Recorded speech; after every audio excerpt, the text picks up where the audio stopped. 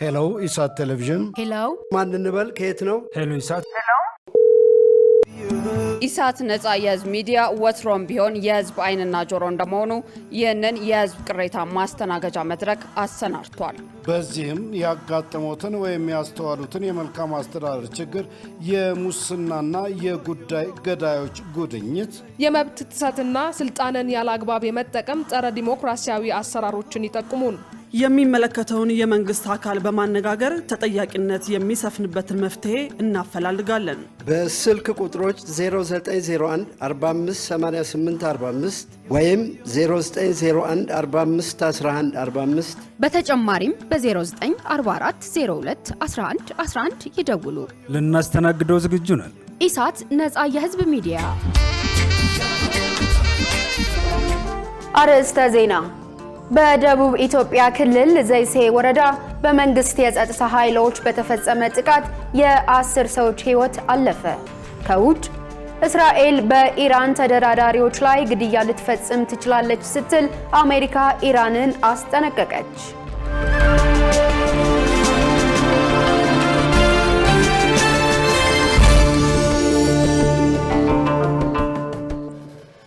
ሰላም ጤና ይስጥልን የተከበራችሁ ተመልካቾቻችን፣ ከኢሳት ነፃ የህዝብ ሚዲያ የሰዓቱ ዜናዎች ተጀምረዋል።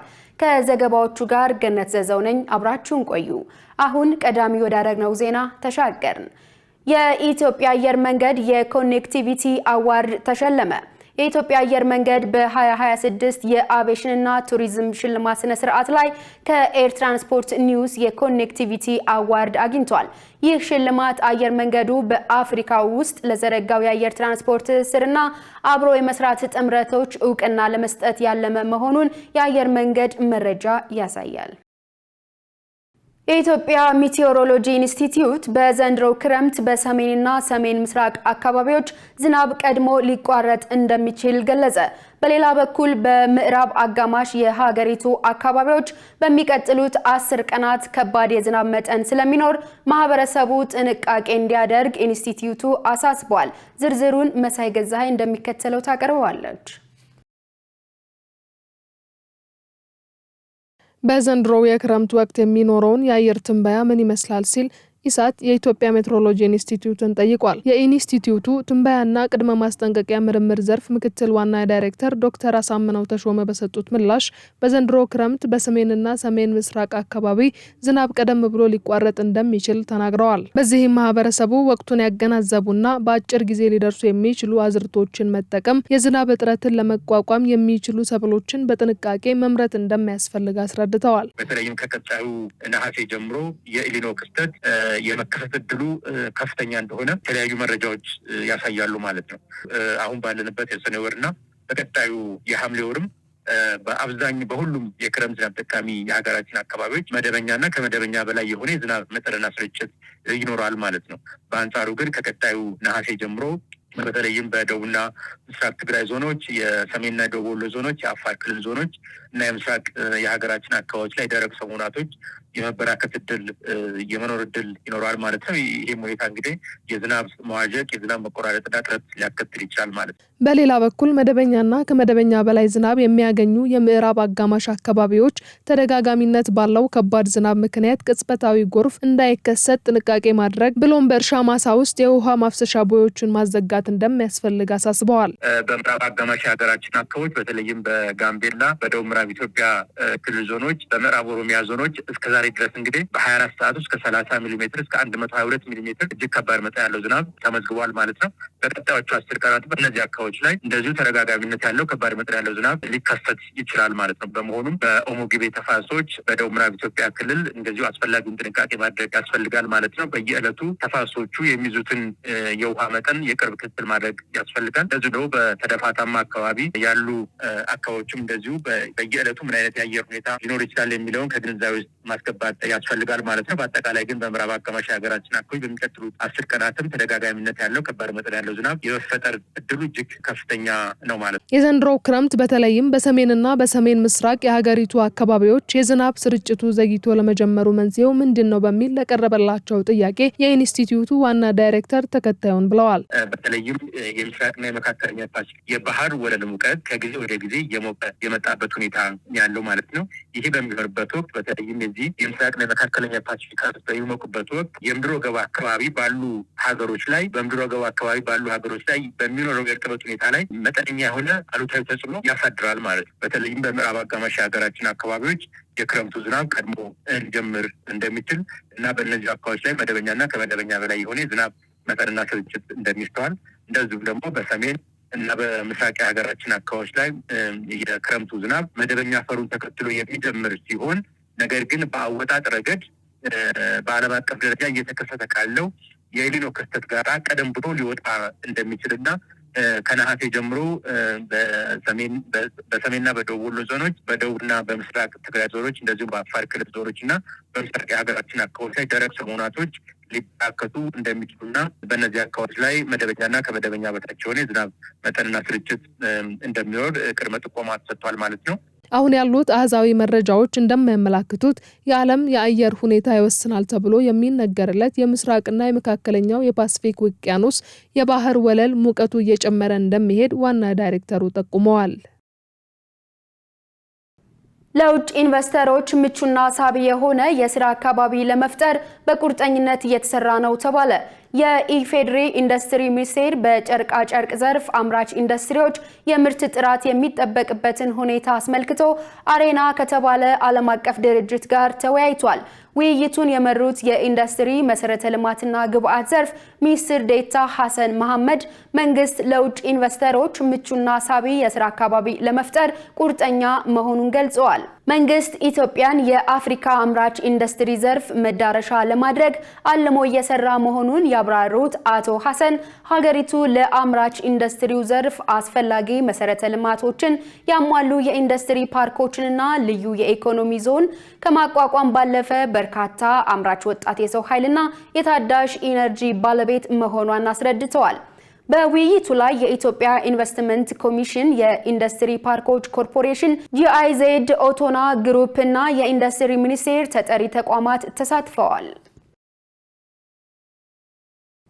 በደቡብ ኢትዮጵያ ክልል ዘይሴ ወረዳ በመንግስት የጸጥታ ኃይሎች በተፈጸመ ጥቃት የ10 ሰዎች ሕይወት ማለፉን የኢትዮጵያ ሰብአዊ መብቶች ጉባኤ ገለጸ። በዘይሴ ማህበረሰብ ላይ የተፈጸመ ያለው የሰብአዊ መብት ጥሰት በአስቸኳይ እንዲቆም ጉባኤው ጥሪ አቅርቧል። መሰረት ባዩ ያዘጋጀችውን ሙሉቀን ሰለሞን እንደሚከተለው ያቀርበዋል።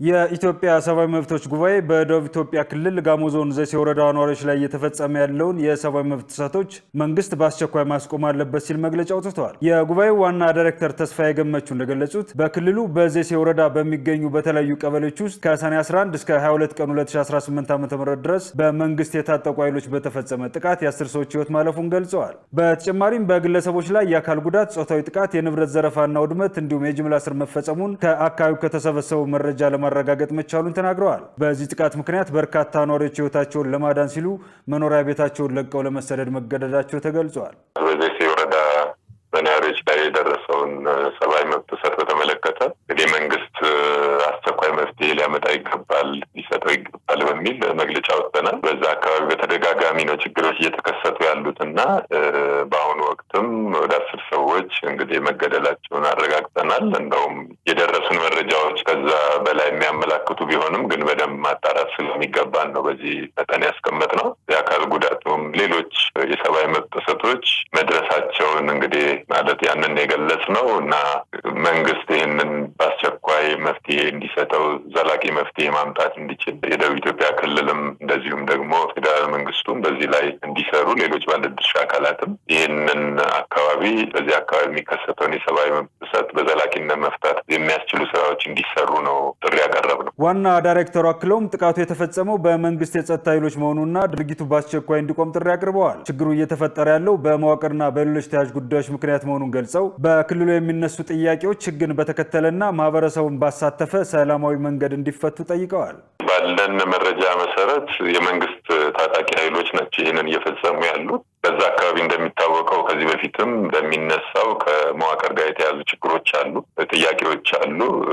ሌሎችም እንግዲህ ተያያዥነት ያላቸው ግን ማጣራት የሚያስፈልጋቸው አሁን እየተነሱ ያሉ ጉዳዮች አሉና የሚነሳው ስለዚህ እሱን በደንብ ማጥራት ያስፈልጋል።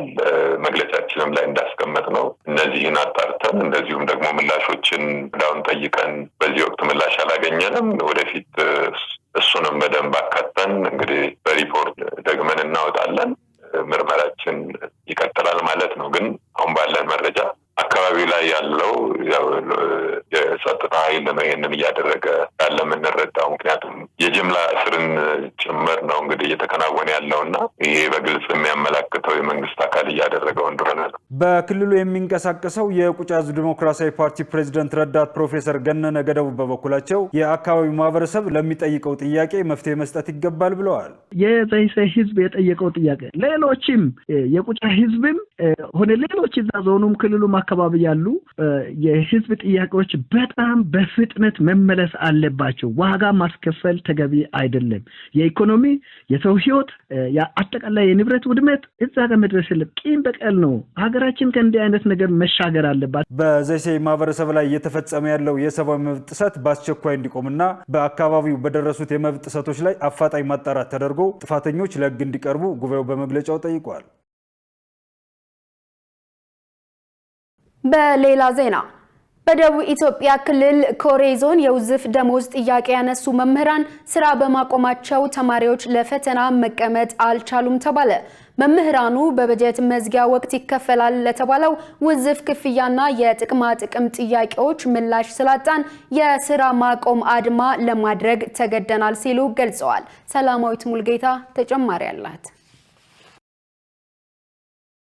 በደቡብ ኢትዮጵያ ክልል በኮሬ ዞን የሚገኙ በሺዎች የሚቆጠሩ የአንደኛና የሁለተኛ ደረጃ ትምህርት ቤት ተማሪዎች በመምህራን የስራ ማቆም አድማ ምክንያት ለፈተና መቀመጥ እንዳልቻሉ የዞኑ መምህራን ገለጹ። መምህራኑ ለኢሳት በሰጡት አስተያየት ወደ ትምህርት ገበታቸው ሳይመጡ የቀሩት መንግስት የኑሮ ውድነትን ለመደጎም ያደረገው ውዝፍ ደሞዝ በተሟላ ሁኔታ አልተከፈለንም በሚል መሆኑን አስታውቀዋል። የዞኑ አስተዳደር የ2018 ዓ.ም የመስከረም ወር ውዝፍ ክፍያ ቸውን በ50 በመቶ ብቻ መክፈሉ ቅሬታ እንዳሳደረባቸው የሚናገሩት መምህራኑ በዚህም የተነሳ ከባለፈው ሰኞ ጀምሮ በስራ ገበታ አለመገኘታቸውን አረጋግጠዋል። መምህራኑ በተደጋጋሚ ጥያቄ ቢያቀርቡም እስካሁን ምንም ምላሽ እንዳላገኙና በደረጃ እድገት መሰረት ሊከፈል የሚገባው ተጨማሪ ክፍያና ጥቅማ ጥቅም እስካሁን አልተፈጸመም ሲሉም ተናግረዋል። በፋይናንስ ህግ መሰረት የአንድ ደሞዝ 50% የሚባል ነገር እንዴት ይኖራል ተብሎ ሁሉም ሲቪል ሰርቫንትና መንግስት ሰራተኛ መምህራንም ጭምር እየታገለ ነበረና መምህር አጋጣሚ በእጁ ተማሪ ስለነበረ ለከተማ አስተዳደር ለዞን ሪፖርት እያቀረበ ቆይቶ ስለነበረ ሙሉ 100% ካልገባልን ፈተና አንፈትንም ብለው ከዛ ፈተናን ለራሳቸው ቆጥቦ ከልክለው በዛ ኬዝ ነው ለጊዜው ስራ የቆመው። በቃ ምላሽ ያጣ ነው ማጠቃለያ ፈተና ላይ ያቆሙ እና ባለፈው በካላንደር መሰረት ፈተና ሲቱ ተባለ። እኛን ደግሞ አይ ያንበር ይከፈልን በቂ ምላሽ አሰጥቶ ዝማ የደረጃ እድገቱ የምኑ ብዙ ነገር አለ። አሁን ያልተከፈለው ደረጃ እድገት አለ። የዚህ አጠቃላይ ለኮሬ ዞን ማለት ነው መምህራን የተወሰነ ደረጃ እድገቱን አልተከፈለም። ፕላስ ደግሞ የመስከረም ውዝፍ ቀጥታ ነው መንግስት ላከው፣ ያም አልተከፈለም። በቃ በዛ ምክንያት በአንዳንድ አካባቢዎች የኦንላይን ፈተናዎች የተጀመሩ ቢሆንም ይህ አሰራር ሁሉንም ተማሪዎች ተደራሽ ማድረግ ባለመቻሉ ችግሩን ሙሉ በሙሉ ሊፈታው አልቻለም ብለዋል። ሬቡለት አጋጣሚ መምህራን ማይበር ከዞኑ አስተዳደርና ከከተማ ከንቲባ ጋር መተማመን ላይ ስለደረሱ አሁን ደግሞ ሰኞ አካባቢ የተወሰኑ ትምህርት ቤቶች ፈተና እንሰጣለን እያሉ አሉ። ግን አልሰጡም። ሰኞ አካባቢ ይሰጣል ተብሏል።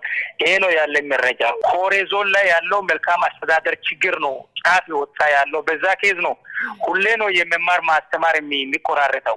ደረጃ እድገት የሚባሉ ነገሮች አሉ። እስካሁን ደረጃ እድገት 3 አመት 4 አመት የቆየባቸው ብዙ መምህራን አለ። በዛ ኬዝ በኮሬ ላይ አብዛኛው ጊዜ በጣም የመማር ማስተማር መንጠባጠብ በጣም ነው የሚፈጠረው።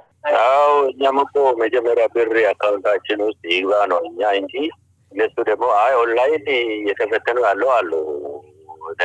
ተፈጥሮ ሳይንስ አሁን ኦንላይን ደኮሬሽን አሁን ጀምረን ኦንላይን እየተመሰሉ አሉ እና የዘጠኝ 10 ለዚህ አጠቃላይ ወደ 40 ምንጭ ሄዱም አሉ 40 ምንጭ ማይከል የሚፈተኑ አሉ ዩኒቨርሲቲ ስለዚህ ውጪ ሌሎቹ በቃ እኛ ብር ካስገባችሁ በኋላ እኛ ፈተና እንሰጣለን ነው ፈተና ተዘጋጅቶ ነበር እነሱ ደግሞ በዛ ላይ ምላሹ የሚለው ላይ ሲመጣ እኛ ካገኘነው እንከብላለን ኢሳት በጉዳዩ ላይ ከተማሪዎች ፈተና መስተጓጎልና ከመምህራኑ ቅሬታ ጋር ተያይዞ ከዞኑ የሚመለከታቸውን አካላት ምላሽ ለማግኘት ጥረት አድርጓል። በዚህም መሰረት የኮሬን ዞን ትምህርት መምሪያ ኃላፊ ለማነጋገር በእጅ ስልካቸው ላይ በተደጋጋሚ ብንደውልም ስልካቸውን ባለማንሳታቸው ምክንያት የመምሪያውን ምላሽ በዚህ ዜና ውስጥ ማካተት አልተቻለም።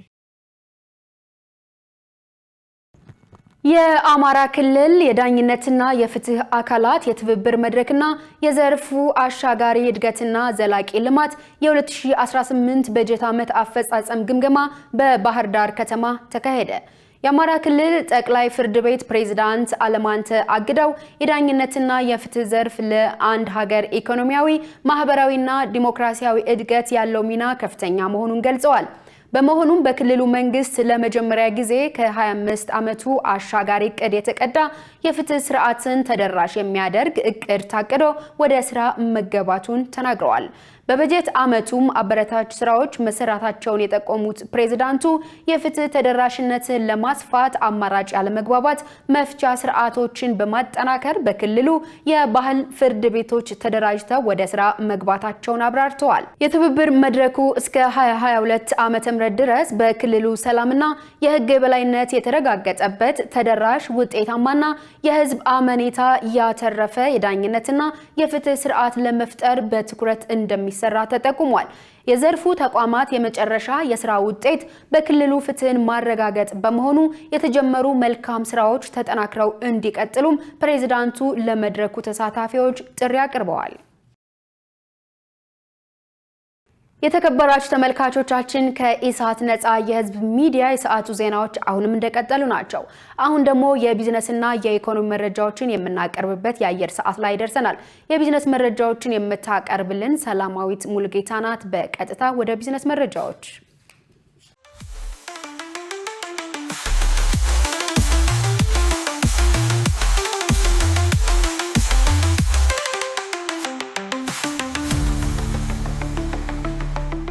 ውድ ተመልካቾቻችን ከኢሳት ነፃ የህዝብ ሚዲያ ለዕለቱ የተዘጋጁ የቢዝነስና የኢኮኖሚ መረጃዎችን ይዘን ቀርበናል።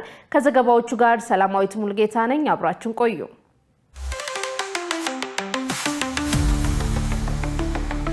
አምባሳደሮችና የዓለም አቀፍ ተቋማት መሪዎች ላሊበላና ውቅር አብያተ ክርስቲያናትን ሊጎበኙ ጎንደር ገቡ።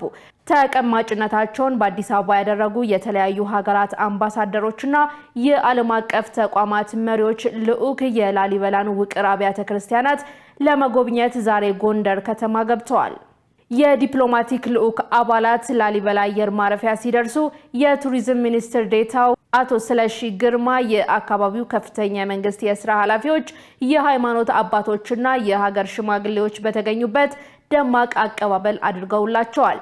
የልዑኩ አባላት በቆይታቸው በዩኔስኮ የተመዘገቡትን የውቅር አብያተ ክርስቲያናት ጥበብና መንፈሳዊ ድባብ በአካል ተገኝተው የሚመለከቱ ይሆናል። ይህ ጉብኝት የኢትዮጵያን ጥንታዊ ታሪክ፣ አስደናቂ የስነ ህንጻ ጥበብና የባህል እሴቶችን ለዓለም አቀፉ ማህበረሰብ ይበልጥ ለማስተዋወቅ እንዲሁም የሀገሪቱን የባህል ዲፕሎማሲና የቱሪዝም ዘርፍ ለማጠናከር ትልቅ ሚና ይኖረዋል ተብሏል። መረጃው የኢዜአ ነው። የኢትዮጵያ አክሲዮን ገበያ ሰፊ ግብይት እየተከናወነበት ነው ተባለ። የኢትዮጵያ አክሲዮን ገበያ ሰፊ ግብይት እየተከናወነበት እንደሆነና በቀን እስከ 1 ቢሊዮን ብር ግብይት እየተፈጸመበት እንደሚገኝ የኢትዮጵያ ሰነደ መዋዕለ ንዋይ ገበያ አስታውቋል። አሁን ላይ 5 ድርጅቶች በገበያ ላይ የተመዘገቡ ሲሆን እስከ 80 የሚደርሱ ድርጅቶች ገበያውን ለመልቀቅ ፍላጎትና ዝግጅት ላይ ናቸው ተብሏል። በቀጣይ አጭር ጊዜ ውስጥም ወደ ገበያው የሚመጡ ኩባንያዎች እንዳሉ የኢትዮጵያ ሰነደ መዋዕለ ንዋይ ገበያ አስታውቋል። በተያያዘም የኢትዮጵያ ካፒታል ገበያ ባለስልጣን ፕራይም ካፒታል አክሲዮን ማህበር በኢትዮጵያ የሰነደ መዋለ ንዋዮች ገበያ የግብይት አባል ሆኖ መቀላቀሉን ገልጿል። ባለስልጣኑ ለፕራይም ካፒታል አክሲዮን ማህበርም በኢትዮጵያ የካፒታል ገበያ ውስጥ ቀጣይነት ያለው ስኬት እንዲኖረው መመኘቱን ከተቋሙ ያገኘነው መረጃ ያመለክታል። የስራና ክህሎት ሚኒስቴር ወደ ጣሊያን የውጭ የስራ ስምሪት ሊጀምር መሆኑን አስታወቀ።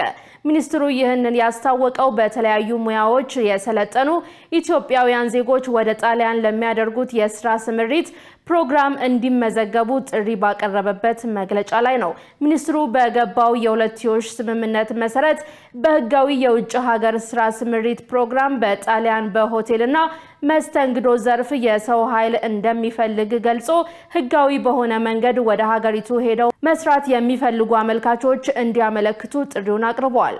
ምዝገባም ሆነ ስምሪት በሚኒስቴሩ መስሪያ ቤት የኢትዮጵያ የስራ ገበያ ብቻ እንደሚከናወን የገለጸው ሚኒስቴሩ ለየትኛውም አካል ውክልናም ሆነ ፈቃድ አለመስጠቱን አስታውቋል።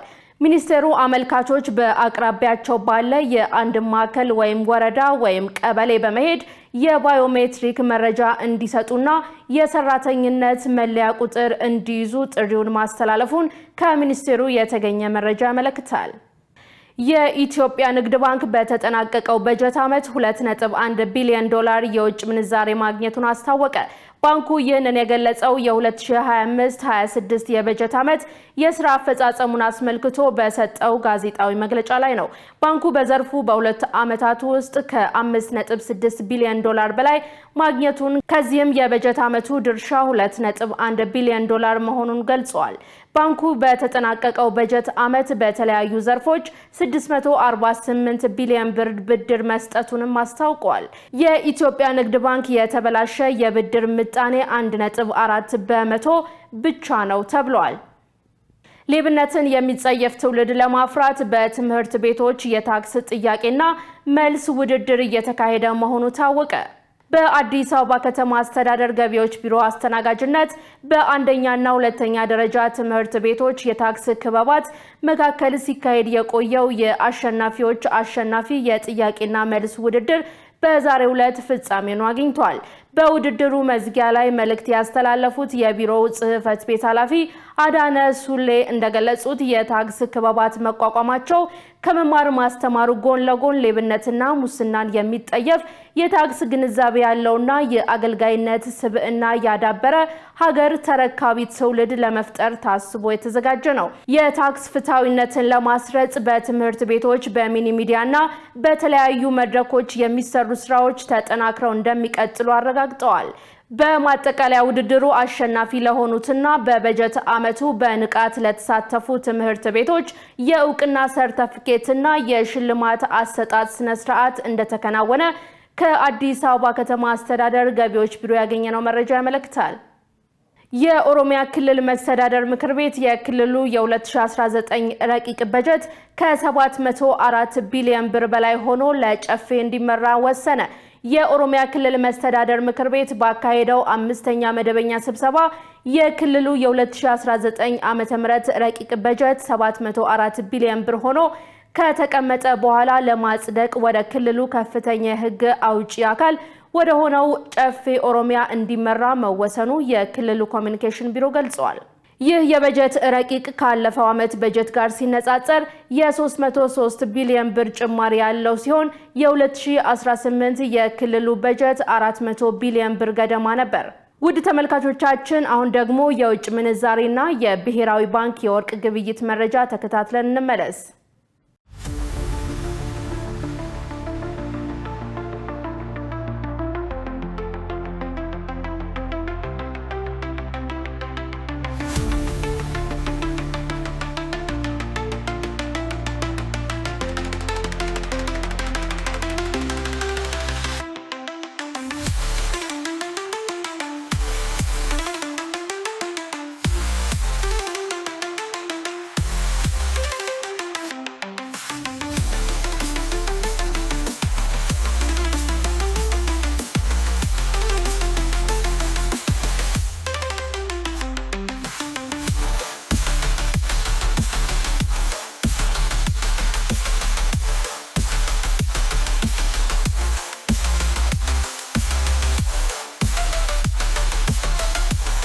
ተመልካቾቻችን ለዕለቱ የያዝናቸው የቢዝነስና የኢኮኖሚ መረጃዎች ተጠናቀዋል። አሁን ደግሞ ወደ ዋናው ዜና ላሳልፋችሁ።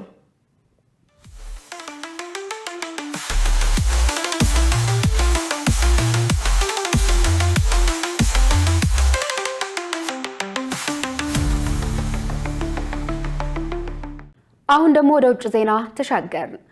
እስራኤል በኢራን ተደራዳሪዎች ላይ ግድያ ልትፈጽም ትችላለች ስትል አሜሪካ ኢራንን አስጠነቀቀች። አራጋቺን ወይም ጋሊፋብን በዚህ ወቅት ለመግደል የሚደረግ ማንኛውም ሙከራ የሰላም ሂደቱን ሊያፈርስና አዲስ ዙር ጦርነት ሊቀሰቅስ ይችላል ተብሏል። ሸሪፍ ኢማም ተጨማሪ አለው።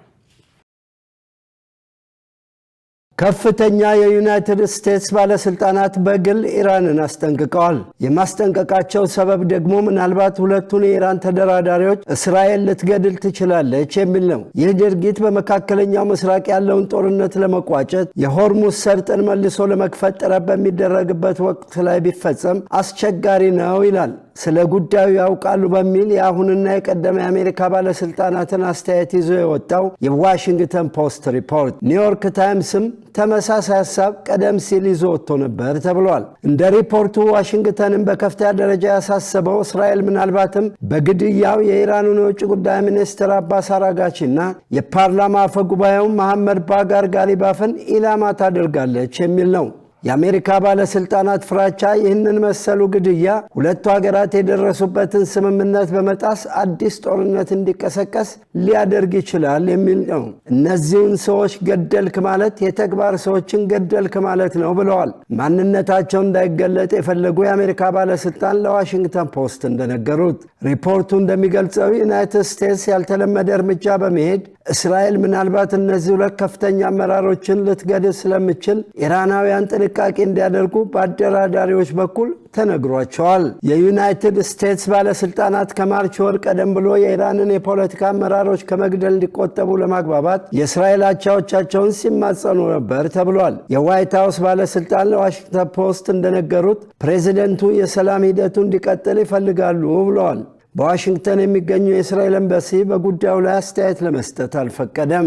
እንደ ዋሽንግተን ፖስት የሚሰጠው ማስጠንቀቂያ ዋሽንግተንና ቴል አቪቭ በጦርነቱ ውጤት ላይ ባላቸው አመለካከት የተለያዩ እንዲሆን አድርጓል ብሏል። እስራኤልና አሜሪካ ፌብሩዋሪ 28 ቀን ግጭቱ ሲጀመር የነበራቸው ሐሳብና ድጋፍ በኢራን የሥርዓት ለውጥ እንዲመጣ ነበር።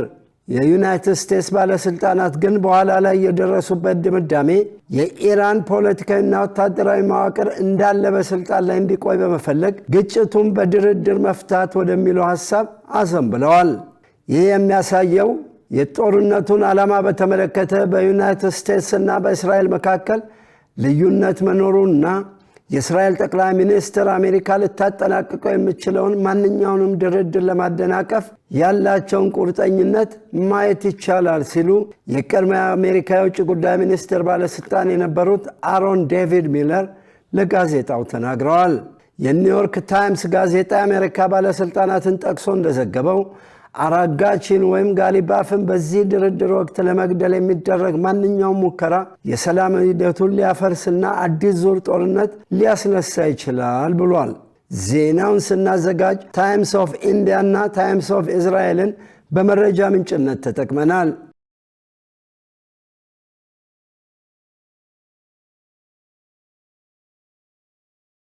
በተያያዘ ዜና ኢራን የቀድሞ መንፈሳዊ መሪ አያቶላህ አሊ ኻሜኒ መንግስታዊ የቀብር ስነ ስርዓት በሚካሄድበት ወቅት አሜሪካና እስራኤል ማንኛውንም ጥቃት እንዳይሰነዝሩ አስጠነቀቀች። የቀድሞው የኢራን ጠቅላይ መሪ አያቶላህ አሊ ኻሜኒ ከተገደሉ ከ4 ወራት በኋላ ከቅዳሜ ጀምሮ ለቀናት የሚቆይ የቀብር እና የመታሰቢያ ስነ ስርዓት ይካሄዳል። የዚህን ዜና ዝርዝር ደረጃ ይልማ እንደሚከተለው ያቀርበዋል። የቀድሞ የኢራን ጠቅላይ መሪ አያቶላህ ኻሜኒ የቀብር ስነ ስርዓት ከሐሙስ እስከ ቅዳሜ ድረስ በኢራንና ኢራቅ ውስጥ የተለያዩ ስፍራዎች እንዲካሄድ ዝግጅት እየተደረገ ነው። ለ6 ቀናት የሚቆየው የመታሰቢያና የቀብር ስነ ስርዓት ቅዳሜ ጠዋት 12 ሰዓት ላይ የሚጀምር ሲሆን ጎብኚዎች እስከ እሁድ ከሰዓት በኋላ ድረስ ለአሊ ኻሜኒ ያላቸውን አክብሮት እንዲገልጹ ይደረጋል። በተለያዩ ደረጃዎች ያሉ የበርካታ ሀገራት ባለስልጣናትም በስነ ስርዓቱ ላይ ለመታደም ወደ ቴህራን እንደሚጓዙ አስታውቀዋል። ቻይና፣ ፓኪስታን፣ ህንድና ኳታር ባለስልጣናቶቻቸውን ከሚልኩ ሀገራት መካከል ተጠቅሰዋል። ጦርነቱን ለመቋጨት አሸማጋይ የሆነችው የፓኪስታን ጠቅላይ ሚኒስትር ሼህባዝ ሻሪፍ የአያቶላ ኻሜኒን ቀብር ለመታደም ወደ ኢራን እንደሚጓዙ መንግስታቸው ገልጿል።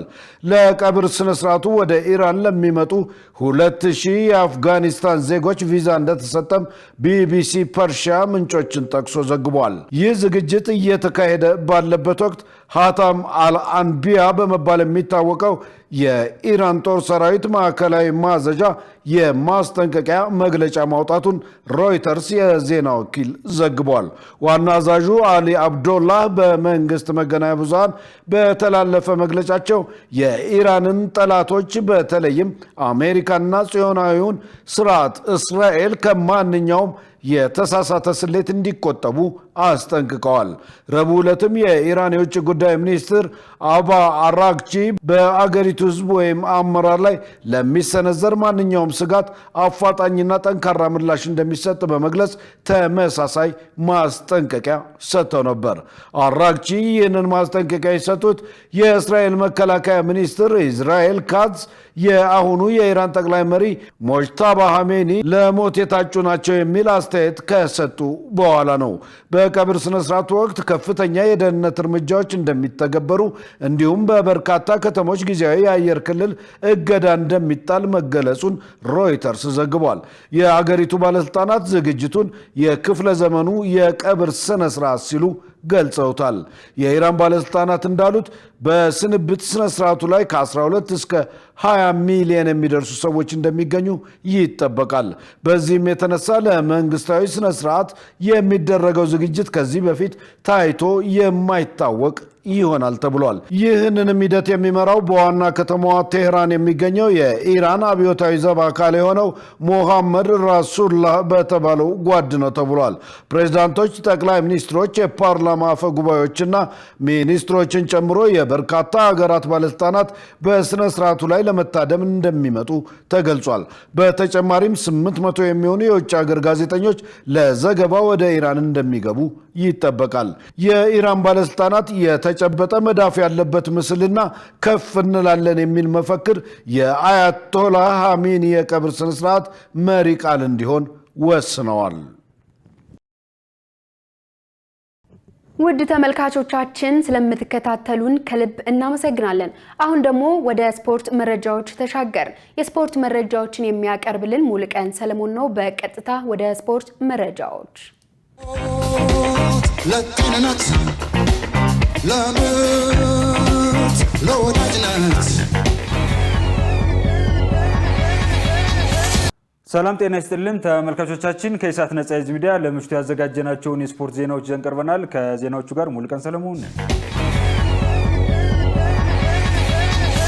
የኢትዮጵያ እግር ኳስ ፌዴሬሽን የተጫዋቾችን የዝውውር ጊዜ ገደብ ይፋ አደረገ።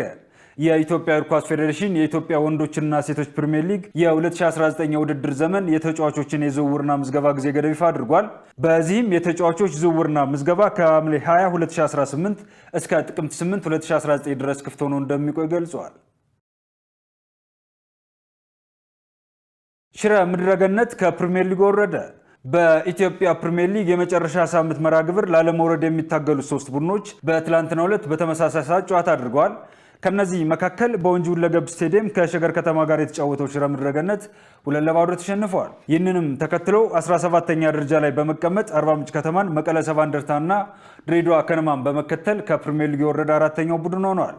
በሌሎች ጨዋታዎች አዳማ ከተማ ሐዋሳ ከተማን 3-2 ሲያሸንፍ፣ ወልዋሎ አዲግራት ዩኒቨርሲቲ ደግሞ ከቅዱስ ጊዮርጊስ ጋር 1-1 ተለያይተዋል። በዚህም አዳማ ከተማና በካፍ ኮንፌዴሬሽን ዋንጫ ኢትዮጵያን የሚወክለው ወልዋሎ አዲግራት ዩኒቨርሲቲ በሊጉ መቆየታቸውን አረጋግጠዋል። የኢትዮጵያ ፕሪሚየር ሊግ የ2018 ዓ.ም የውድድር ዘመን የመዝጊያ ስነ ስርዓት የፊታችን እሁድ ሰኔ 28 ቀን በሐዋሳ ከተማ ይካሄዳል።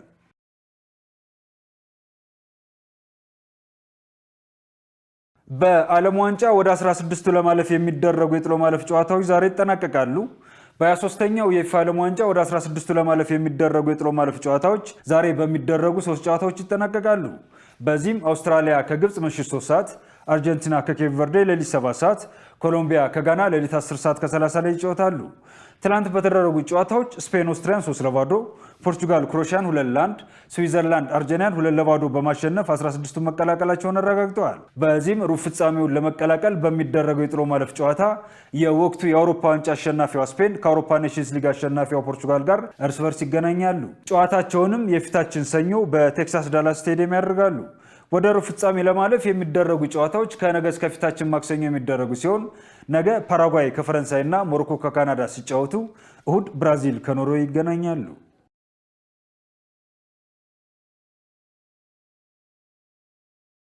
ጁሊያን ኔግልስማን ከጀርመን አሰልጣኝነታቸው ለቀቁ። ጀርመናዊ አሰልጣኝ ጁሊያን ኔግልስማን ከጀርመን ብሔራዊ ቡድን አሰልጣኝነታቸው መልቀቃቸው ተገልጿል።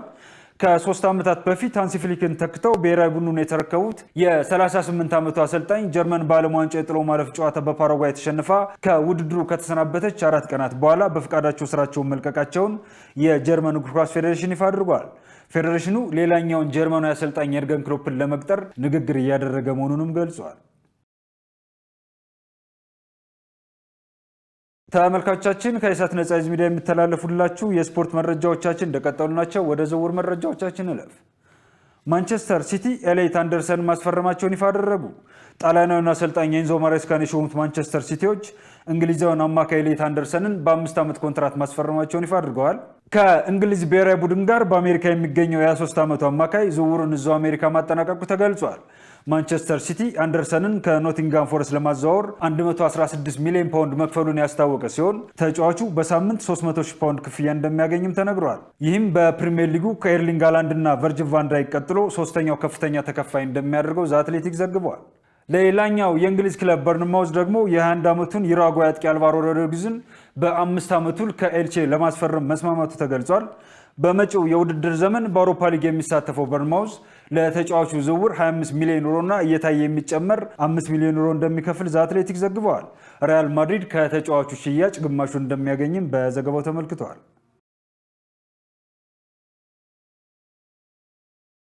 ተመልካቾቻችን ከኢሳት ነጻ ህዝብ ሚዲያ ለምሽቱ ያዘጋጀናቸው የስፖርት ዜናዎቻችን የተከታተሏቸውን ይመስላሉ። ከዜናዎቹ ጋር ሙሉቀን ሰለሞን አብራችሁ ቆየው። መልካም ጊዜ ይሆንላችሁ። ለጤንነት ለምርት ለወዳጅነት የተከበራችሁ ተመልካቾቻችን ከኢሳት ነጻ የህዝብ ሚዲያ ወደ እናንተ ሲደርሱ የነበሩ የሰዓቱ ዜናዎች በዚሁ ተጠናቀዋል። ከዘገባዎቹ ጋር እኔ ገነት ዘውና ለምልክት ቋንቋው ደግሞ ዳዊት ጎሳዬ አብረናችሁ ነበር። ሰናይ ጊዜ እንዲሆንላችሁ ከወዲሁ ተመኘን።